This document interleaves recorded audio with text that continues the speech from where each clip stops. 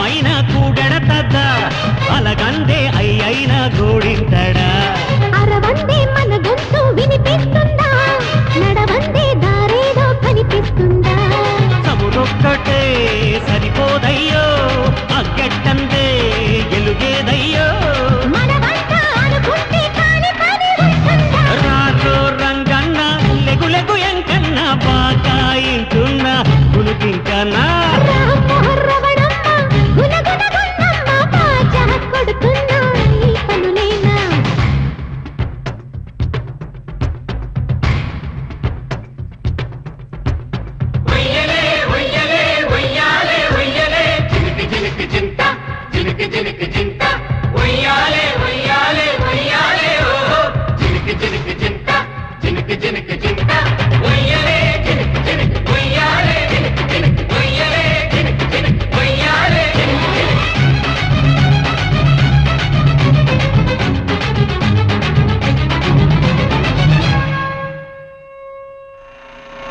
చెవిటోడికి సంకాన్ని ఓదాస్తయ్యా చెవి పట్టి మెలిపెట్టి నిలబెట్టయ్యా మనిషైతే ఓ మాట సరిపోద్దమ్మో కొట్టయితే కొరడాతో కొట్టాలమ్మో దేవుడికైతే మొక్కుంది దెయ్యాన్నైతే తొక్కాలి మనకేలే అనుకుంటే ఇలా ఉండిపోతాలే రాజో రంగన్న లెగులెగు ఎంకన్న బాగా ఇంటున్న గునుకింకన్నా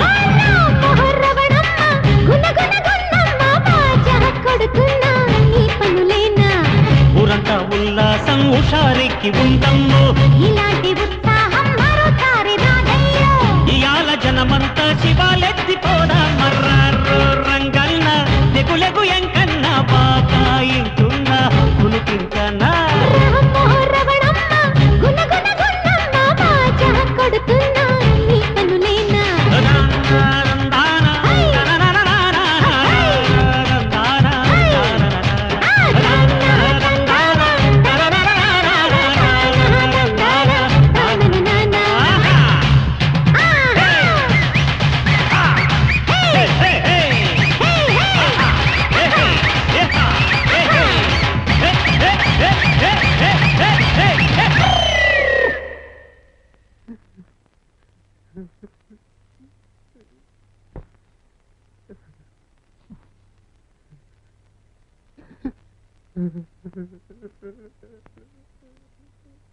బంగారం ఎందుకు ఏడుస్తున్నావు ఏమైంది నాన్నా తాతయ్యని చూసి అబ్బా కన్న అబ్బనే గౌరవించని అబ్బాయిలున్న ఈ రోజుల్లో ఎప్పుడో చచ్చిపోయిన నీ అబ్బని తలుచుకుని ఏడుస్తున్నావంటే అబ్బా ఏనాడో నా అబ్బ చేసుకున్న పుణ్యం రా నోరు పోయి నీ అబ్బా నేను ఏడుస్తున్నది నీ అబ్బా అన్నందుకు కాదు మరి నీ అబ్బకున్న 2 తుంటి చేతుల్లో ఒకటి నీకు ఇంకొకటి నాకు గిఫ్ట్ గా ఇచ్చాడు మిగిలిన 2 తుంటి కాళ్ళు బాబాయ్కి ఇచ్చాడు అయితే రేపు నేను అబ్బనై నాకు ఒక అబ్బాయి పుడితే నీ అబ్బకున్న అవలక్షణాలు మా అబ్బాయికి ఏ పార్టీకి వస్తాయో అర్థం కాక ఏడుస్తున్నాడు నీ అబ్బా అది పాయింటేరు అబ్బాయి మనలో మనమాట మీ అబ్బాయికి ఏ పార్టీకి వస్తా అబ్బా ఈ పార్టీకి వస్తుందా నీ అబ్బా అసలే టెన్షన్ లో ఉంటే ఎలా గోళాలు ఆడుకు నీ అబ్బా రేపు మా అబ్బాయికి నీ అవలక్షణం రాకూడని పార్టీకి రావాలి నీ అబ్బా మా అబ్బని వాడు అబ్బ దగ్గరికి పంపించేస్తాను అంటే నీ దగ్గరికి రా నీ అబ్బా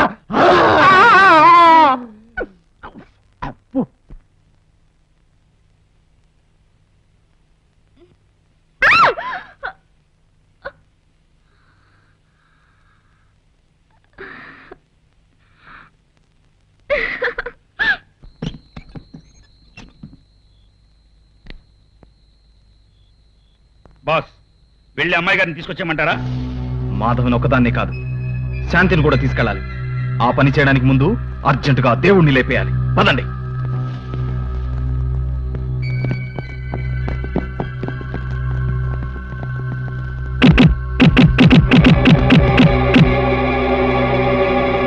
అరిగో పారిపోతున్నా.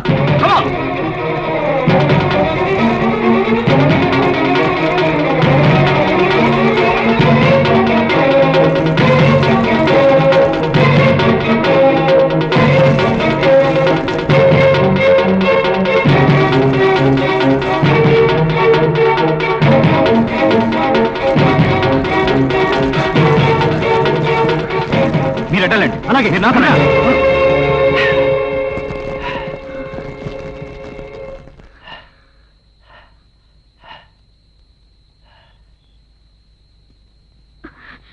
దేవుడా దేవుడా దేవుడా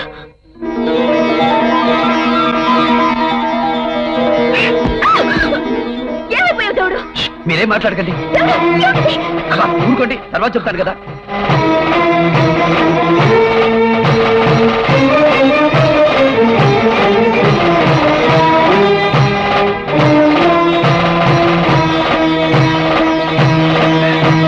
అమ్మయ్యా, ఇంకా మీకేం ప్రమాదం రాదు. అదిగో వాడు వచ్చేస్తున్నాడు. మీరేం భయపడకుండా ఇక్కడే ఉండి వాడు రాగానే చూపించండి. వాడు ఎలా ఉడికిపోతాడో చూడండి. భలే తమాషాగా ఉంటుంది. నేను ఆ చాటు నుండి చూస్తూ ఉంటాను.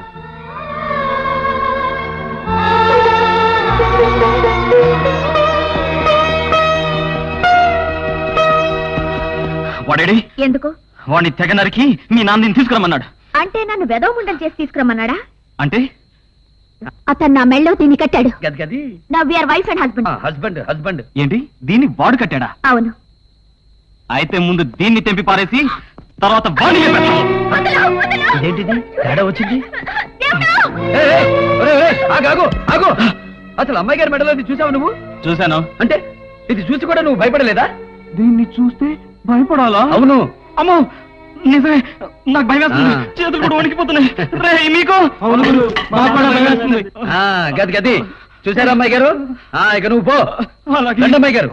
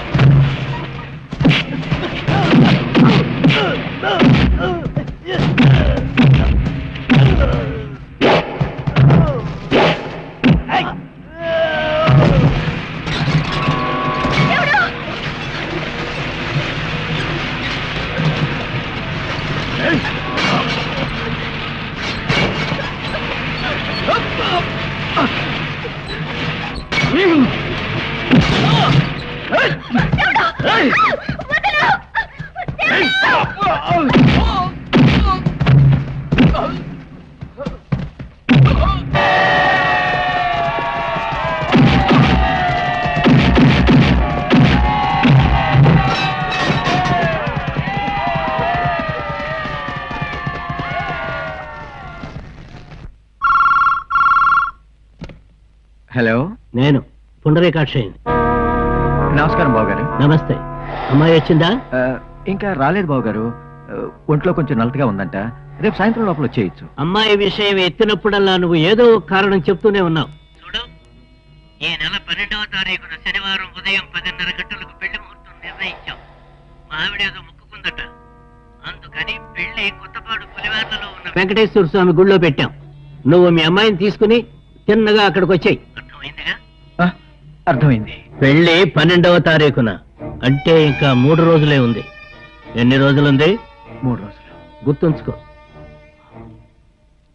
అక్కడదేమో తాళి కట్టించేసుకుంది, ఇక్కడ వీడేమో ముహూర్తం పెట్టించేశాడు. ఈ పెళ్లి జరగకపోతే నా ఫ్యూచర్ మొత్తం నాశనం అయిపోతుంది.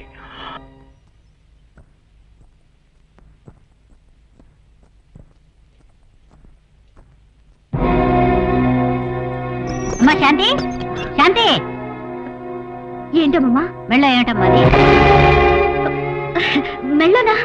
ఏం లేదే. ఆగు, నేను అడుగుతుంది దీని గురించి. ఇదెప్పుడు వచ్చింది నీ మెళ్ళోకి? ఇదా? దీని గురించి తర్వాత చెప్తానులేమమ్మా. కాదు, ఇప్పుడే చెప్పాలి. ఎవరు కట్టారు? దీని సంగతి ఇప్పుడు వదిలేయమ్మా, సమయం వచ్చినప్పుడు నేనే చెప్తానుగా. కాదమ్మా, కన్నెపిల్లగా మీకు అప్పగించిన నా కూతురు మెళ్ళలోకి తాళేలా వచ్చిందని మీ నాన్న అడిగితే సమాధానం చెప్పాల్సింది మేము. చెప్పు, ఎవరు కట్టారు?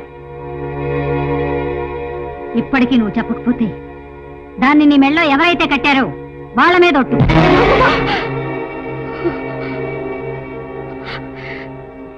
దీన్ని నా మెళ్ళో కట్టింది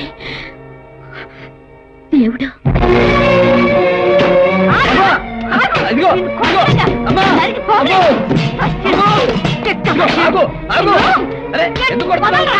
ఎందుకు కొడతారో చెప్పంటుంటే? కొట్టడం కాదు, నువ్వు చేసిన పనికి నరికి పోగలేసే పాపం లేదు. మోద నష్టపడ. ఎందుకో నేనేం తప్పు చేశానో చెప్పి మరీ తిట్టు.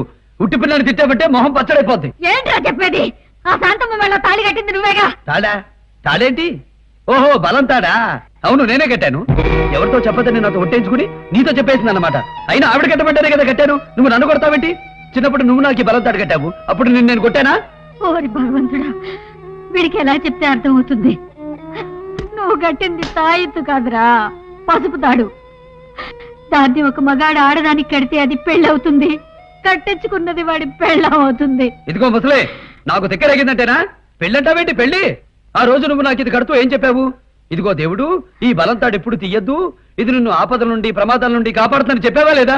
అందుకే పెద్దమ్మాయి గారికి ఆపద వస్తే కాపాడటానికి కట్టాను. ఆ మాటకు వస్తే మొన్న రౌడీల నుండి కాపాడటానికి చిన్నమ్మాయి గారికి కట్టాను. ఆవిడికి నాకు కూడా పెళ్ళైపోయినట్టేనా? ఏంటో ఈ పెద్దోళ్ళు, ఆవిడ చేస్తే ఒప్పు, మనం చేస్తే తప్పును. ఎందుకు కొడతారో ఎందుకు తిడతారో వాళ్ళకే తెలీదు. భగవంతుడా, ఈ తెంగరాడు ఇద్దరి మెళ్ళను తాళి కట్టేశాడు. ఈ సంగతి వాళ్ళకి తెలిస్తే. ఎంత మంచి మాట చెప్పారండి. శనివారం పొద్దున్నే వెంకటేశ్వర స్వామి సుప్రభాతం విన్నంత హాయిగా, బాలసుబ్రహ్మణ్యం పాటినంత తీయగా, మంగళంపల్లి బాలమురళీకృష్ణ గారి కచేరీ విన్నంత కమ్మగా ఉందండి. ఇల్లు కాలి ఒకడేడిస్తే ఏదో కాలి ఇంకొకటి ఏడ్చాడని ఇద్దరిని ఒకడే కట్టుకున్నాడని మేమేడుస్తుంటే నీకు ఆనందంగా ఉందిరా? నువ్వు కొట్టినా తిట్టినా నేనేం బాధపడ్డయ్యా. ఎందుకంటే అంత గొప్ప మాట చెప్పేశావు. ఎవడే నేను విన్నది నిజమే కదా. దేవుడు ఇద్దరిని చేసుకున్నాడు కదా. అవును. ఓకే, ఇది చాలండి. నా చేతిలో లచ్చబడేయండి. వారం రోజులు తిరిగే లోపు మీ అమ్మాయిని క్యాలీఫ్లవర్స్ లో పెట్టి మరీ మీకు అప్పచెప్తా. వారం రోజుల్లో కాదు, 2 రోజుల్లో నా కూతురు ఇక్కడ ఉండాలి. అలా చేయగలిగితే 1 లక్ష కాదు, 4 లక్షలు ఇస్తాను. 4 లక్షలు. అవును, 1 లక్ష అడ్వాన్స్ గా ఇస్తాను, మిగిలింది పని అవగానే ఇస్తాను. అస్సలు సమస్య లేదండి. 100కి 100 పళ్ళు పని అయిపోయినట్టే. ఇక అడ్వాన్స్ నా చేతిలో పెట్టి మీరు హాయిగా బెడ్ మీద తరిగొట్టేసి పడుకోండి. మిగిలిన ఎవ్వరం నేను నడిపిస్తా. గంగరాజు, ఊరు మధ్య జరగాల్సిన ఈ పంచాయతీని ఊరు చివర ఉన్న ఈ గుళ్ళో పెట్టించావు. అసలు నీ ఉద్దేశం ఏంటి? అబ్బే, వేరే ఉద్దేశమే లేదండి. ఒక పవిత్రమైన విషయం గురించి పంచాయతీ జరగాలి కాబట్టి ఈ పవిత్రమైన ప్లేస్ లో పెట్టించా. అలాగైతే ఆ పవిత్రమైన విషయం ఏంటో నాన్సుకుంటా తొందరగా చెప్పు.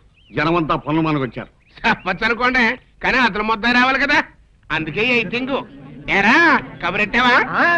మన అప్పగాని పంపించాను దగ్గర తీసుకురారా అని. ఈ పాటికి వచ్చేస్తుంటారు. వాళ్ళొచ్చే లోపు సరిగ్గా 15 ఏళ్ల క్రితం ఇదే గుళ్ళో జరిగిన ఒక పంచాయతీలో ఇదే రాయుడు గారిచ్చిన ఒక పవిత్రమైన తీర్పుని మీ అందరికీ గుర్తు చేస్తున్నా.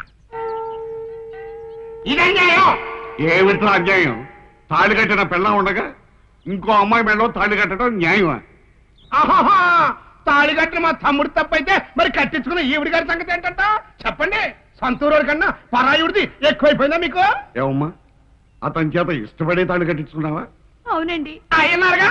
ఈయన తనకు పెళ్లి అవలేదని, వెనక ముందు ఎవరు లేరని నన్ను నమ్మించి నాకు తాళి కట్టాడండి. అంటే నిన్ను మోసం చేసి పెళ్లి చేసుకున్నాడు అంతేగా?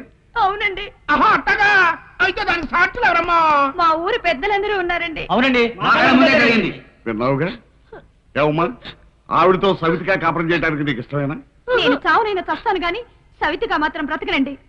అదే నీ నిర్ణయమా? అవునండి. సరే, నేనిచ్చే తీర్పు వినండి. ఈ గడిశేటి గంగరాజు లింగరాజు వాళ్ళ ఉమ్మడి ఆస్తిలో వంచన చేయబడ్డ ఈ అమ్మాయి బ్రతుకు తెరువు నిమిత్తం 10 ఎకరాలు రాసిమ్మంటారు. స్టాంపు కాగితాలు తెచ్చుకో అమ్మా. మీ అబ్బగారు రాసిన ముల్లి మా దగ్గర ఉంది. నేను మా తమ్ముడు ఏలు ముద్దరు వేసేస్తాం. ఇది మేము మా అబ్బా తొంటి కాళ్ళు తొంటి చేతులు వేసుకుని కష్టపడి చెమటొచ్చి సంపాదించిన సొమ్ము. ఇందులోంచి 10 ఎకరాలు కాదు కదా, 10 అంగుళాలు ఇవ్వడానికి కూడా నేను ఒప్పుకోను. నువ్వు ఒప్పుకోలేదంటాయా అయ్యగా తీర్పిచ్చాక?